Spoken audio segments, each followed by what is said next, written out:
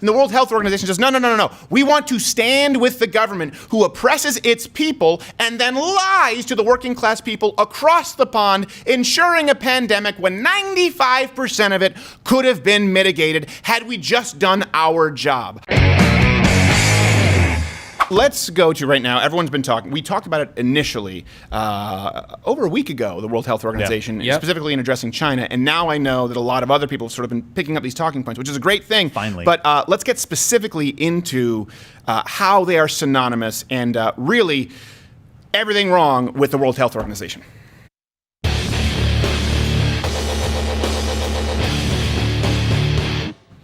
I think this is the first time we've done it with an organization. Yeah, I think so. Yeah. It's been individuals up until now. They're number one. Entity. So if people haven't been following, they've been actually trending this week as people, they've been celebrating the anniversary of the World Health Organization's, founding. I guess it's a celebratory thing. This is what they do.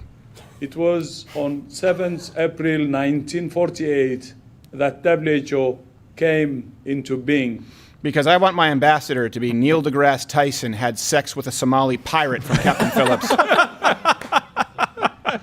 Why, Neil? No.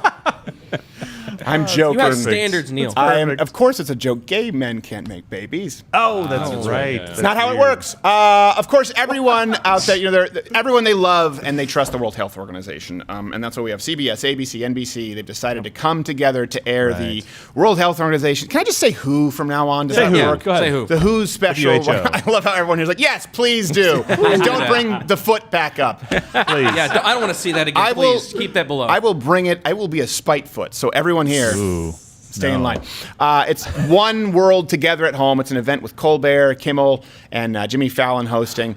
And this is another example of, they say like, well, this is just about humanity. It's not political. And I just don't think they understand that they have a blind spot, that the World Health Organization, I'm sorry, I just don't like abbreviations. Yeah. It is a political wing. Yeah. They do have a political agenda. And unfortunately, it's aligned with people who hate everything the United States is about. And you know what? I really just want the left to understand this. Let's not even look at the fact that they hate America. I get it. You hate America, so you want to link arms. How about the fact that you cannot boycott the Gap and support an organization that excludes Taiwan and supports the most severe abuses of human rights of any modernized country? Right. And I think a lot of people may say, well, why has Trump been doing this? And let's explain why. He's obviously been bashing WHO for how it handled the outbreak with coronavirus, and he threatened to cut their funding. Of course, the media is beside themselves. The WHO sent out multiple coronavirus alerts earlier this year, in fact, declaring it a global health emergency back in January. The president largely dismissed those warnings, saying also in January it's going to be just fine. That's a direct quote. Now, as Ben Tracy reports, Mr. Trump claims the WHO failed. They call it wrong. They missed the call. The president is shifting blame for the spread of the coronavirus to the World Health Organization. I don't know if it's shifting, if just so keeping it exactly where it always should have been. Yeah.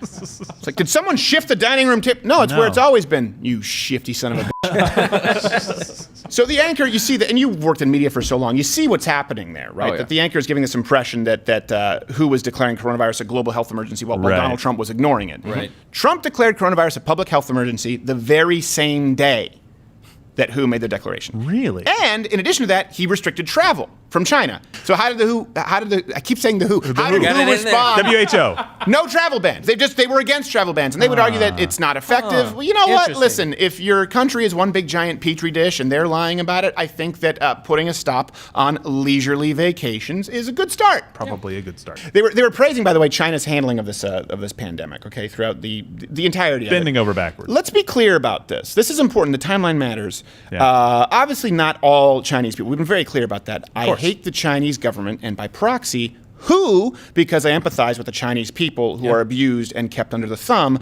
of the Chi-Coms. Can I say that? Chi-Coms, Chinese communists? Can I say that? Or is that considered racist? I guess. I mean, everything's considered racist, but I don't think that's racist. Chi-Com. Okay, that's fine. Who cares? So, wait, the World Health Organization cares? Who cares? I have no idea We're so anymore. screwed with this one. I know I don't. Do join Mug Club Quarantine, $30 off, because it gets we better. very well may not be here.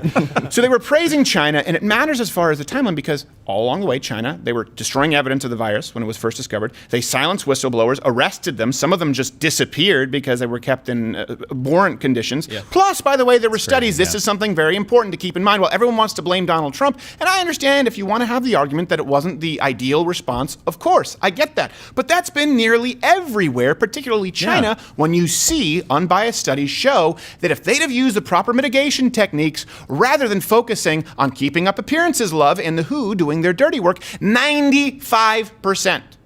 95% of the cases. And here's what matters, though, too. Has the World Health Organization ever mentioned any of this?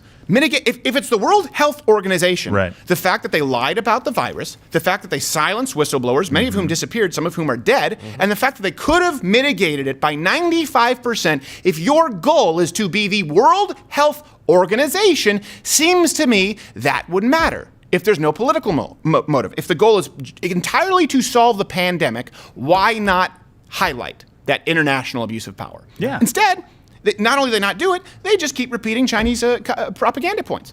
Without question. That's the issue here. By the way, hit the notification bell if you are not subscribed to Mug Club, and I know that many of you aren't yet.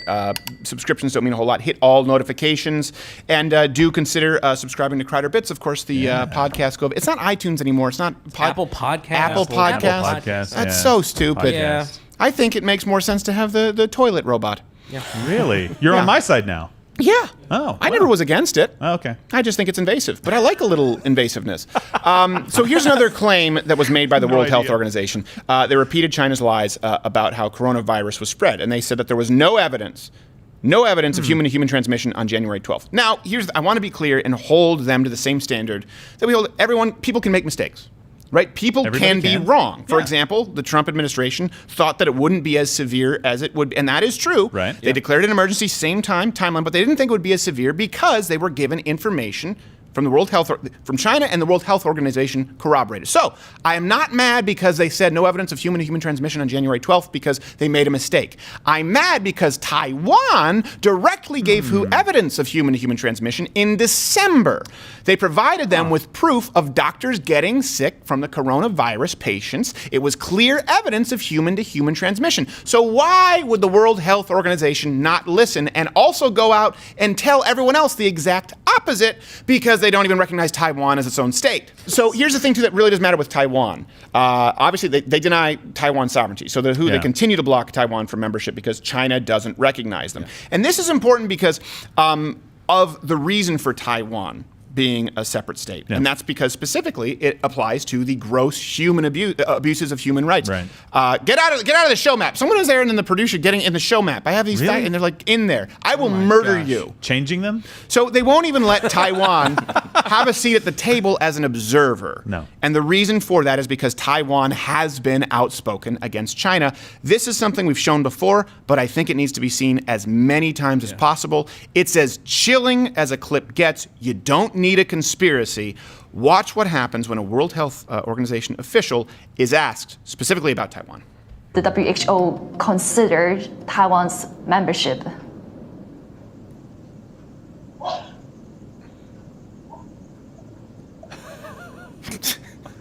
Awkward. Hello?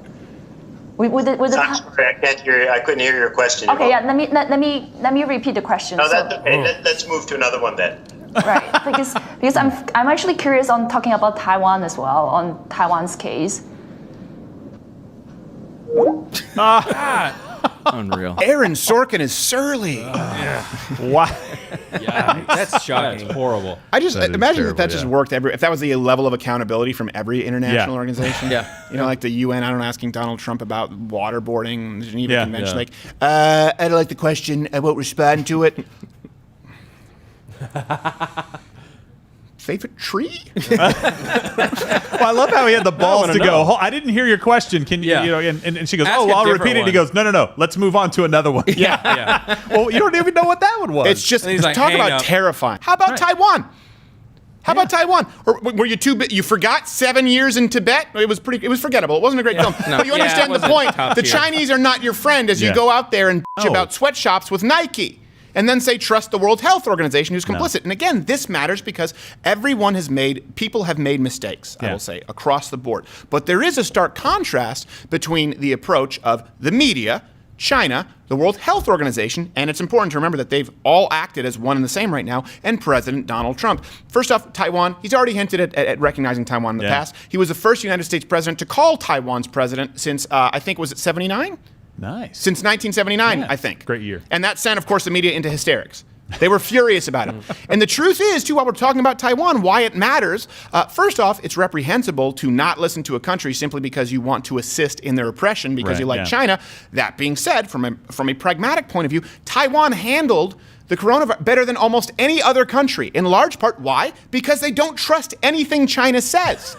They know them too well. They know them too well. It was similar to South Korea, and we'll get back to that in a second. It was one of the earliest countries to be hit. It has one of the lowest infection rates and death rates. Despite being right next to China, they almost entirely avoided the virus. Their new cases peaked, I think, back in March 20, 22nd, 24th, something like that. Population of about 25 million people. They've only had 5 deaths. Also, keep in mind, incredible population density. We're not just talking about like spread across Wyoming here. Now, how did they pull this off, Taiwan? And World Health Organization, I hope you're listening because you might want to take some notes. They started inspecting passengers from Wuhan all the way back in December. They banned Wuhan residents and suspended tours to China in January. Then they banned all Chinese visitors February 6th. Again, you look at South Korea, what they did. They didn't have a full quarantine. Now, granted, they doxed their citizens, which you can't do here in the United States, and I don't think we want to do it here. No, but they acted early on, and they were immediately skeptical of any information being fed to them from China. So this idea that it's anti-Asian, no. Just the government of those assholes. And this is one of those rare instances where people are like, ooh, I don't know where they're from. Should I just say Asian? I don't want to say, because we always used to say Chinese. People say, in this case, Chinese government. Only you. Not the Koreans, okay? Not the Taiwanese. Chinese. Bad.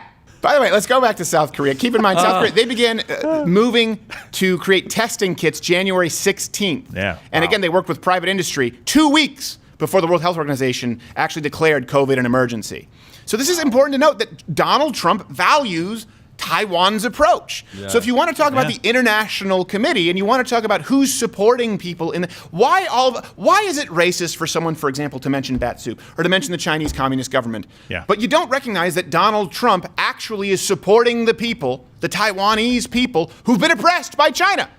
And the World Health Organization doesn't even want to recognize them, doesn't even want to talk about recognizing them. Won't even let them in the room because they're afraid of offending China. Right. That's incredible to me. I don't understand. We do have to get to Anthony Cumia, and of course it's youtube.com/Stu Does America show. That's right. Horrible name. Show. Yeah, I know. Good name for the show. Horrible URL. Okay. But Gerald, thank you. Here's the thing. Donald Trump should cut funding to the World Health Organization. And here's something else that people aren't recognizing. You know why the working class Americans, when we're talking about the Rust Belt, don't think that you're going in to bat for them? Do you know why, Joe Biden and Bernie Sanders? Because you don't even go into bat for the working class in China, let alone Taiwan. These are people who are being paid pennies a day to work in sweatshop factories. The World Health Organization turns a blind eye. The one nation that tried to get themselves separated and say, hey, we don't want to do it the way that China does it. Donald Trump says, good on you. I'm going to actually try and recognize you and support you, just like I support the steel mill worker in Pittsburgh. And the World Health Organization says, no. We want to stand with the government who oppresses its people and then lies to the working class people across the pond, ensuring a pandemic when 95% of it could have been mitigated had we just done our job. I don't think we need to be funding the World Health Organization at all. If you want to find someone to blame, you don't need to shift the blame from Donald Trump to World Health Organization. You just need to keep it squarely where it always was. Chinese government and the World Health Organization. We are cleaning up their mess. No one's doing it perfectly, but how about we start with this? Let's look out for the working class. Let's look out for the underdog. In this case, it's the underdog in the United States who've been screwed by the international economic crippling, and the underdog in Taiwan, and also the underdog in China when they're not part of the elite ruling class in the government, or Jackie Chan shooting propaganda commercials for the government. Good God, can we make them included in Red Dawn? I can't believe that we catered to their stupid film market and changed it to North Korea. We should have seen the giant Chinese red flag, flipped them the bird, and said Wolverines forever. Was it Wolverines? Wolverines! Wolverines forever! Don't believe China! Don't trust China! China asshole! Hey, if you enjoyed this video, subscribe or hit the notification bell and hit all notifications, because not all notifications work now if you just hit the normal notification bell. I think there's some videos playing in boxes. But of course, do consider subscribing at louderwithcrowder.com/mugclub, because there's a bunch of content that could never make it onto YouTube. And I think the box is playing. There's a video playing in a box with